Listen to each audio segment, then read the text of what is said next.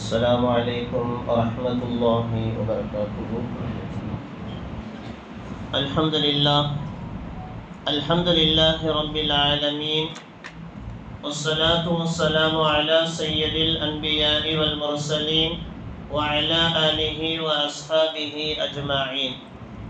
கண்ணியத்திற்குரிய அல்லாஹ்வின் நல்லடியார்களே, அல்லாஹ்வினுடைய மாபெரும் கிருபையால் 20 நோன்பு 21வது தராவீஹ் தொழுகையை நிறைவு செய்துவிட்டு அமர்ந்திருக்கிறோம். அல்ஹம்துலில்லாஹ். கண்ணியத்திற்குரிய அல்லாஹ்வின் நல்லடியார்களே, இன்று ஓதப்பட்ட சூரா அஹ்காஃப்ல 15வது ஆயத் ரொம்ப மிக முக்கியமான ஒரு வசனம். அந்த ஆயத்துல வஸைனல் இன்சான பிவாலிதைஹி இஹ்சானா ஹமலத்துஹு உம்முஹு என்று தொடங்கக்கூடிய ஒரு பெரிய ஆயத். அந்த ஆயத்துல அல்லாஹ் சொல்லக்கூடிய சுருக்கமான ஒரு செய்தி என்னன்னா, மனிதன் 40 வயதை கடக்கும் போதுதான் அவர்கள் பெற்றோர்களுக்காக வேண்டி துஆ செய்கிறார்கள் என்று அல்லாஹ் ஜல்ல ஷானுஹு தஆலா அந்த ஆயத்துல சொல்லுகிறார். வபலக 40 சனதன், 40 வயது ஆயிருச்சுன்னா அப்பதான் சொல்லுகிறான் கால ஔஸினி என்று பெற்றோர்களுக்காக வேண்டி அவன் மனம் ரீதியாக அதுவரை 40 வயசு வரை பெற்றோர்களுடைய அருமை, பெற்றோர்கள் நம்மை எப்படி வளர்த்தார்கள், எப்படி பெற்றெடுத்தார்கள், அவர்கள் நம்மை எப்படியெல்லாம் பார்த்து கொண்டார்கள் என்று 10, 15, 20, 25, 30 வயதுல அவர்களுக்கு பெற்றோர்களுடைய அருமை புரியறதில்லை. 40 வயதை கடக்கும் போது அல்லது நம்முடைய பிள்ளைகளால் அடிபட்ட பின்பு நம்முடைய பெற்றோர்களுக்காக வேண்டி அவர்கள் துஆ செய்கிறார்கள் என்று அல்லாஹ் ஜல்ல ஷானுஹு தஆலா அந்த வசனத்தில் அற்புதமாக சொல்லுகிறார். எனவே நாம 40 வயது வரை நாம காத்திருக்க போறோமா, அல்லது நம்முடைய பிள்ளைகளால் அடிபட்ட பின்புதான் பெற்றோர்களுக்காக வேண்டி நாம் துஆ செய்ய போகிறோம்? எனவே இந்த இரண்டுமே இல்லாமல் அதற்கு முன்பே நம்மை நாம் மாற்றிக்கொள்ள வேண்டும் என்று நபிகள் நாயகம் ஸல்லல்லாஹு அலைஹி வஸல்லம் அவர்கள் நமக்கு சொல்லி தருகிறார்கள். எந்த அளவுக்கு நாம் அல்லாஹ் ஜல்ல ஷானுஹு தஆலா இந்த மார்க்கத்தை, இஸ்லாத்தை, ஏகத்துவத்தை எடுத்து சொன்னதற்கு பின்னால் அதற்கு அடுத்தபடியாக அல்லாஹ் ரொம்ப முக்கியத்துவப்படுத்தி அல்லாஹ் குர்ஆன்ல சொல்லக்கூடிய விஷயம் பெற்றோர்கள் சம்பந்தமாகத்தான். அல்லாஹ் குர்ஆன்ல நிறைய இடங்கள்ல வஅபுதுல்லாஹ், நீங்கள் அல்லாஹ்வை வணங்குங்கள், வலா துஷ்ரிகு பிஹி ஷைஆ, நீங்கள் அல்லாஹ்வுக்கு இணை வைக்க வேண்டாம், வபில் வாலிதைனி இஹ்சானா, உங்களுடைய பெற்றோர்களுக்கு நீங்கள் உபகாரம் செய்யுங்கள் என்று அல்லாஹ் ஒரு இடத்துல சொல்லுகிறார். வகலா ரப்புக அல்லா தஅபுது இல்லா இய்யாஹ், நீங்கள் என்னை வணங்கியதற்கு பின்னால் நீங்கள் உங்களுடைய பெற்றோர்களுக்கு நீங்கள் உபகாரம் செய்யுங்கள் என்று ஒரு இடத்துல சொல்லுகிறார். இப்படி நிறைய இடங்கள்ல பெற்றோர்கள் சம்பந்தமாக அல்லாஹ் ஜல்ல ஷானுஹு தஆலா குர்ஆன்ல நிறைய விஷயங்கள். ஒரு மனிதர் நபி ஸல்லல்லாஹு அலைஹி வஸல்லம் அவங்கள்ட்ட வந்து மன் அஹக்குன் நாஸ் பிஹுஸ்னி ஸஹாபதி, அல்லாஹ்வின் தூதரே, நான் யாருக்கு அழகிய முறையில நான் நடந்துக்கணும், நான் யார்கிட்ட நல்ல முறையில நடந்துக்கணும் அப்படின்னு வந்து கேட்கிறார். அப்ப நபி ஸல்லல்லாஹு அலைஹி வஸல்லம் அவங்க சொன்னாங்க, உம்முக, உன்னுடைய தாயார். மீண்டும் அவர்கிட்ட கேட்கிறாரு, அதுக்கு அடுத்தது யார்? உம்முக, உன்னுடைய தாய் தான். அதுக்கு அடுத்தது யார்? உன்னுடைய தாய் தான்.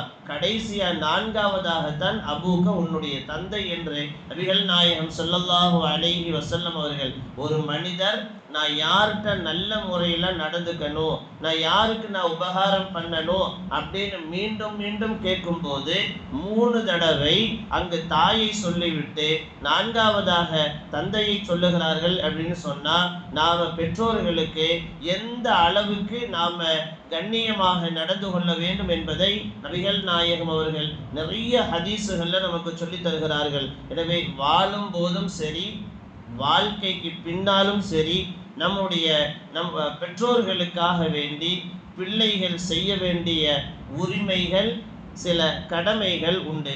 அதுல முதலாவது நம்முடைய பெற்றோர்களுக்காக வஃபாத்தானதுக்கு பின்னாடி உட்கார்ந்து அழுகிறத விட வஃபாத்தானதற்கு பின்னால் உட்கார்ந்து நாம யோசிக்கிறதை விட பேசுறதை விட அவர்கள் வாழும் போதே யாராவது ஒரு பெற்றோர்கள் இருவர்களில் யாராவது ஒருவர் இருந்தாலும், ஒன்று தாய் இருக்கலாம், தந்தை வஃபாத்தா இருக்கலாம், அல்லது தந்தை இருக்கலாம், தாய் வஃபாத்தா இருக்கலாம், அல்லது இருவர்களுமே இருக்கலாம். எனவே யார் இருந்தாலும் அவர்களுக்காக வேண்டி நாம செய்ய வேண்டிய முதல் விஷயம் அவர்களுக்காக வேண்டி பிரார்த்தனை செய்வது. அதிகமாக அவர்களுக்காக வேண்டி வாழும் போதும் நாம துவா செய்யணும். அவர்கள் நம்மை விட்டு மறைந்ததற்கு பின்பும் அவர்களுக்காக வேண்டி நாம துவா செய்யணும், முதல் விஷயம். இரண்டாவதாக, பெற்றோர்கள் இருந்தால், ஒருவரோ இருவரோ இருந்தால் முடிந்தவரை அவர்களுக்கு நாம அதிகமாக பகாரம் செய்யணும். மூன்றாவதாக, பெற்றோர்களை கண்ணியமான இடத்துல, வீட்டில் நமக்குன்னு அழகான ஒரு அறைகளை வச்சுக்குவோம்.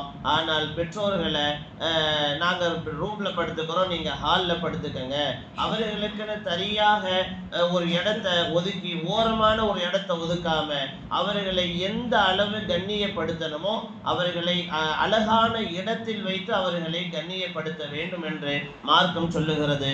நான்காவதாக, பெற்றோர்களுக்காக அவர்கள் உயிரோடு இருந்தால் அவர்களுக்காக வேண்டி நாம அதிகமாக செலவு செய்யணும். ஐந்தாவதாக, பெற்றோர்கள் வஃபாத் ஆகிவிட்டால் அவர்களுடைய பெயர்ல அவர்களுக்காக வேண்டி நாம அதிகமாக தான தர்மம் செய்ய வேண்டும் என்பதாக நபிகள் நாயகம் ஸல்லல்லாஹு அலைஹி வஸல்லம் அவர்கள் நமக்கு சொல்லி தந்திருக்கிறார்கள். எனவே அன்பிற்குரிய அல்லாஹ்வின் நல்லடியார்களே, இம்மண்ணில் வாழும் காலம் எல்லாம் பெற்றோர்களுக்கு உரிய மரியாதையை செலுத்தக்கூடிய பிள்ளைகளாக எல்லாம் வல்ல இறைவன் நம் எல்லோருக்கும் ஏற்படுத்தி தருவானாக.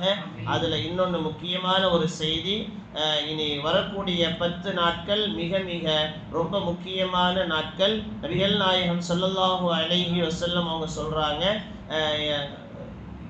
இபாதத்துல இறங்கி, அதாவது போட்டி போட்டு இபாதத்து செய்யறது. ஒருத்தனை அடிக்க போறோம் அப்படின்னா வேட்டிய மடிச்சு கட்டிக்கிட்டு போறோமா இல்லையா, அந்த மாதிரி வரிந்து கட்டி கொண்டு இந்த 10 நாட்களிலே அதிகமாக இபாதத்து செய்யுங்கள்.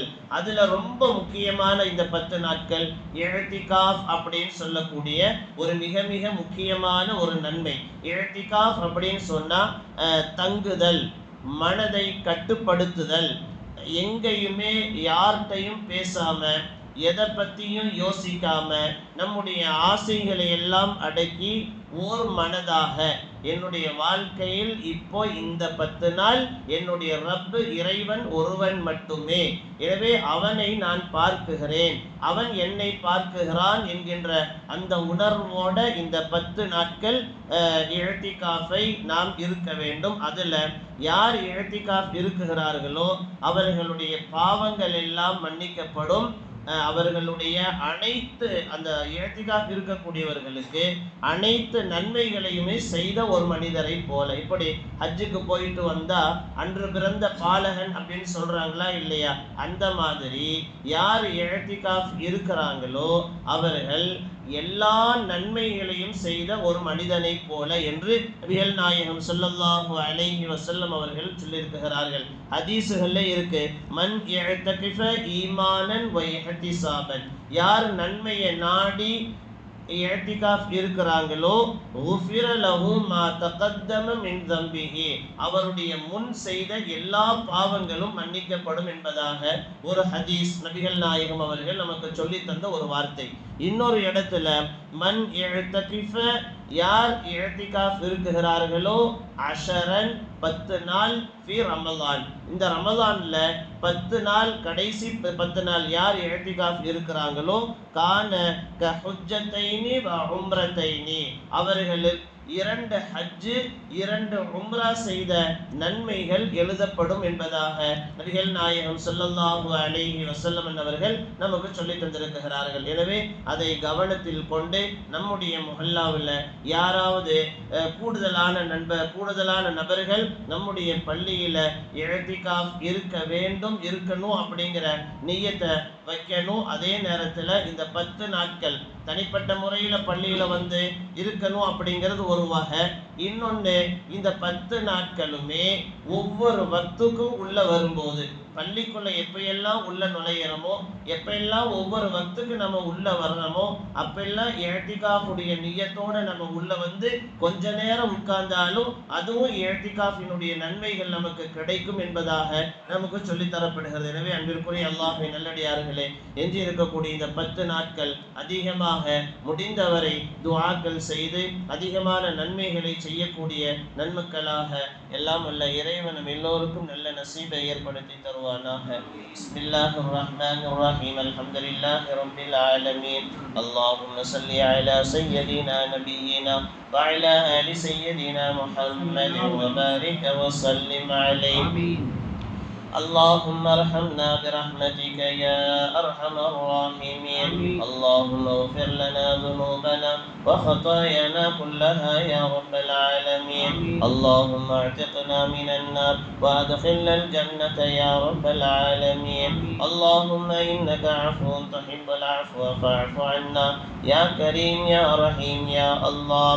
ربنا آتنا في الدنيا حسنة وفي الآخرة حسنة وقنا عذاب النار. آمين. سبحان ربك رب العزة عما يصفون وسلام على المرسلين والحمد لله رب العالمين. صلى الله على محمد صلى الله عليه وسلم. صلى الله على محمد صلى الله عليه وسلم. صلى الله على محمد يا رب صل عليه وسلم.